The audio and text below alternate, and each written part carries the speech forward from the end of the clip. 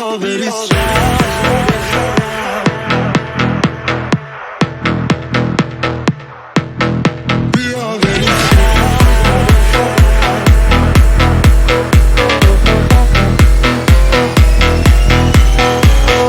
گردم دنبالت لابلای قصه ها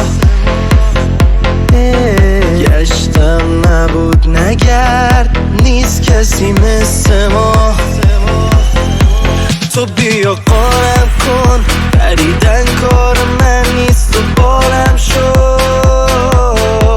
بیا تو راهم خوب بیا شاید یه انقلابی تو حالم شد بیا بریز شهر رو به هم هرچی که شد با دستم ببین چقدر تنگ دلم نست خودم نیست اصلا بیا بریز شهر رو به هم هرچی که شد با دستم ببین چقدر تنگ دلم نست خودم نیست اصلا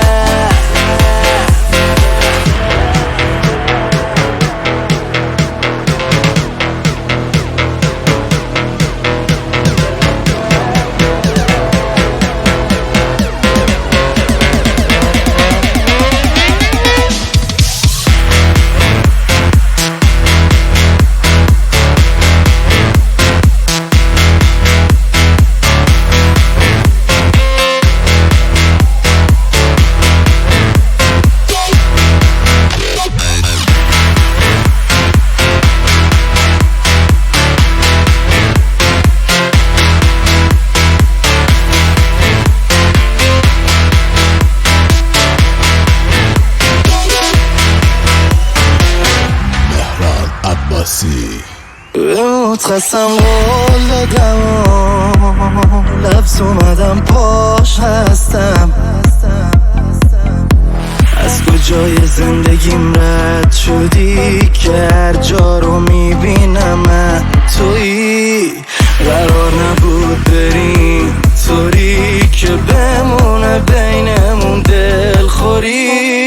کجای کاری که من تنهام تو هر جمع چرا ندیدی واسه تر کاری کردم تو عوض شدی من اون آدمه